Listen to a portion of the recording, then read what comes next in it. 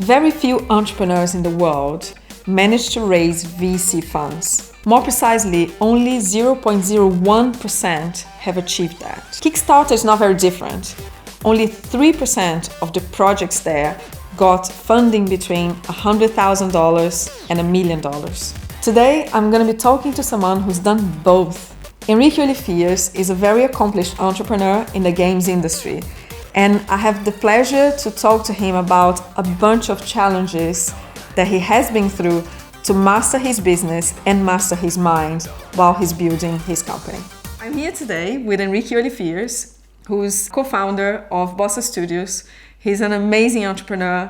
Tell us a little bit about yourself and what is your superpower? I don't think I have a superpower as such. I'm not a superhero, but I have been making games for 35 years or so now. Started in my bedroom with a small ZX Spectrum machine, early 80s. Oh, it's a long time ago. Coding games for my friends, and I started a career in game development and game design very, very early on. Then I moved to the UK, worked in a couple of big studios in Europe, and started my own studio, Bossa Studios. Why games? The real reason why I started with games is because I love playing them. Okay. Right? And yes. I look up to the people that I saw making these games through these British magazines, Your Sinclair and Crash, and I bought into that almost make-believe universe of this life that these guys lived while making games, and I wanted to become part of that, and here I am. I think a lot of entrepreneurs and makers and gamers out there would very much relate to you, because you have to love what you do and you have to love your craft and your audience, right? So being one of them might be pretty amazing. And I know that you do a lot of research all the time, playing games for hours at home. Yeah, research is a get out of jail card. But it has to be like that. You gotta love what you do because it's hard. Right? You're gonna get pushbacks, you're gonna get challenges, you're gonna get trouble, problems. It's difficult to do. Yeah. If you don't have a reason beyond that, a reason that gets you out of bed and kind of propel you to put up with all of that, you usually won't go very far. You built and scale up Bossa Studios for the last few years. So I'm sure a lot of people who are watching us now, they want to know the secrets and really what was the biggest challenge that you had to overcome since then. And most importantly, what was the challenge that you did not see coming? When you set yourself to create a company, in my case a game studio, you try your best to map out the challenges you will face, right? You start with the business plan, with supposedly take care of all the financial challenges up to who you're going to hire, what kind of game you're going to make. So you try to map and limit how much trouble you'll get from start to when you deliver your vision. If there is one thing that surprised me is that the sheer amount of surprises that come your way, right? There is no possible way of you predicting everything that will go wrong. You best case scenario, you can probably deal with 10% of that. Right? The other 90% comes from unexpected places, unexpected problems, things you didn't see coming. Doesn't matter how experienced you are. So the sum of all these problems coming relentlessly, that is the biggest surprise for me. Right. And tell me one story, one thing that actually you said, oh my God, I don't know, I have not got a clue how to deal with this. Oh, there's so many of them. This happens pretty much every week, right? Particularly when you're dealing with technology. Cutting edge technology gives you that gift. It's a never-ending gift, right?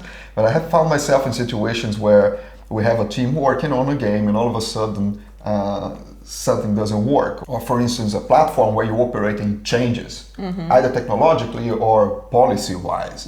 Sometimes that means that what you're doing is totally incompatible with that platform. Right? This happens many, many times. Or platforms that don't succeed as you expected them to succeed. Like how many small consoles you heard of, right? That came along and everybody excited, oh, let's develop for that. And you launch and you sell 10 copies of a game and the platform implodes. So those are the problems that will keep you awake at night. Right. Everything else you should be able to navigate around. A lot of people might come to you and say, oh my God, I have an amazing idea of a game. How difficult is it to have an idea of a game and make it happen? A good idea given to a good team ends in a good result, right? A good idea given to a bad team gets destroyed. A bad idea given to a very good team could lead to something very special, right? So it's never an idea, or it's never just a team. The two of them feed from each other. When it comes to making the idea, though, is a numbers game. Most often than not, an idea which you think is great turns out to be terrible. Yes. It is true. That is how things work. So you have to weed out the bad ideas and find the gems very, very fast and very cheaply. Yeah. Don't ever get into the illusion that just because you think it's a good idea, it is a good idea. Chances are it ain't. And you have to be very, very honest with yourself and those around you to be able to weed that out if that's the case. Was there a moment that you thought, oh my God, I'm not gonna make it? Not as such, no. But there were times that I felt that the things were more difficult than I had to be, right? And at that time, the first reaction I have is to stop and look at myself and ask, why are we here? What have I done that took us here? I caused this, right? I made this, and this is not working, so it's my fault. I have to address that somehow. So let's look at what I have done wrong, so I don't repeat it. And this is a process that I do all the time, not just when things get serious. I have to look at myself in the mirror every single day and ask the questions. Is it, what did I wrong today? What should I have done better? What am I forgetting? Because we forget things, right? We age, and I was very good at something. Perhaps I'm not good at that anymore because I haven't been exercising it. So I have to be the best critic of myself all the time, and then apply that to the company that I'm running. Otherwise, we'll be repeating mistakes. And if I already struggle to deal with the mistakes I didn't see coming, imagine how I'm going to deal with the mistakes that I keep repeating. Do you fear failure? I would be lying if I said no. Of course I do, but I don't think about it too much because it doesn't help. If you think of a personal failure, like, oh my God, everything crumbled, yes. But if you accept failure as a part of the process of what you do, that's fine. You have to embrace failure because there's no such thing that someone who will only achieve success. There's no perfect track record. There are people who hide the failures and the people who talk about the failures. But the universe is made of failures. Natural selection is made of failures until they find the right thing. So you will be going against the very nature itself if you have this illusion that failure is not part of the game. It is. Let's talk about the ZX Spectrum, which is your hobby project. So according to statistics out there, only 3% of the tech products that go to Kickstarter actually get some money between $100,000 and $1 million. And in 30 days, you raised $930,000 for the next ZX Spectrum. This is really impressive. Tell us, how did you achieve that? As everything I do, I started for something I like, I'm passionate about, right? It was my first computer, ZX Spectrum. It was a beautiful machine, still is. I look at it today and wonder, I wish there was a follow-up to this that I could still be playing around with, right? And modern hardware, but something that looks the same, feels the same, and just put it into a monitor is there. And I started to wonder how many people would think the same way that I did. And I found a couple of friends who had the same vision, and we started building it together. It always surprises me when people think about developing the app or the game and then launching it and being surprised that there's no traction, that nobody knows about it, and it lingers on the App Store or whatever it is. For some reason, game developers do the same mistake. They think about, oh, art is part of game development, music is part of game development, coding is part of game development. Marketing is not. Marketing is over there. Community marketing is something completely different. If you work on your idea, put it on Kickstarter, and expect that the second you hit Kickstarter is going to be successful, you're making it wrong. You got to have a community already interested in it. People who are vested on your story, that follow you from day one. It took me 1.5 years until I got to Kickstarter.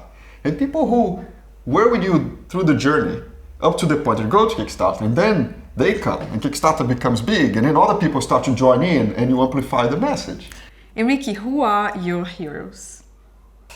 I think anyone who gets out of bed in the morning to deal with the kind of problems that comes with running a successful company is a hero in my eyes. It's a lot of work, it's a lot of trouble you go through, and there's a lot of energy and passion that has to go to be on the other end. I have a huge admiration for people who look at the status quo and say, bullshit, I can do better than that. The attitude of looking at how things are done and saying, there should be a smarter way of doing this thing, that for me constitutes a hero. And sometimes they are very either unheard or people just don't believe that it's possible. I remember in the beginning when Elon Musk started Tesla and SpaceX, he was heavily criticized, right, by everyone, media and companies and etc. Yeah, when someone criticizes you because you're doing something different, sometimes they are envious of you and they want to stop you from doing that because they didn't think of it themselves. But most of the time I want to believe that they are kind of warning you. It comes from a good place and saying, I tried this thing, it didn't work. Yeah, but you tried at a different place with a different set of people, different materials, different time, different... And when you look at it, the proposition is the same, but all the variables are different. There is no reason to expect that the result would be similar. Yeah. It's the art of identifying and breaking down the problem into variables, identifying the size, the dimension of one of those variables, and understanding that which ones I have to tweak in order to achieve a different result in the end that will justify the risk that I'm taking in embarking in this adventure. It is a science to some degree, and this is why people like Jobs, Musk, etc., they have a scientific mind, because they understand these quantities and how you adjust them in order to achieve a different result from other people. What is your moonshot? My moonshot? Well, I'm engaged in what I believe when I built Bossa, which is to create a game company that will produce games that will be remembered by in 2-3 decades from now, to change the status quo of games.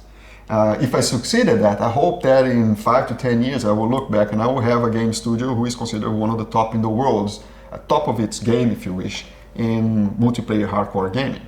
That is my moonshot. It's a lot of work to get there because I'm going against people who are as good or better than we are. Yeah. It's a race for being better. It's like an Olympic challenge, so to speak. Thank you so much, Henrique. It was so nice to have you here. After all of these years, I'm still learning from you, which is pretty incredible. And if someone wants to work with you, talk to you, get some advice from you, how do they get It's easy. It's my surname at whatever, because one of the advantages of having a unique surname is I have my surname at Gmail, at my surname at Twitter. That's it. It's easy. Great. Fantastic. Thank you. Thank you. I think my biggest 3 lessons were storytelling. Storytelling is so key for all entrepreneurs and it's really hard to master. Second is fundraising. So we know the numbers are against us, but we need to make sure that we do that to make scalable businesses. And thirdly is the way that he looks at the games that he creates in a numbers game. It's like failure is part of it, but also he needs to create quite a lot of games until he gets one that gets successful. I'm really keen to keep on listening to you. Stay with me and subscribe or here. I don't know.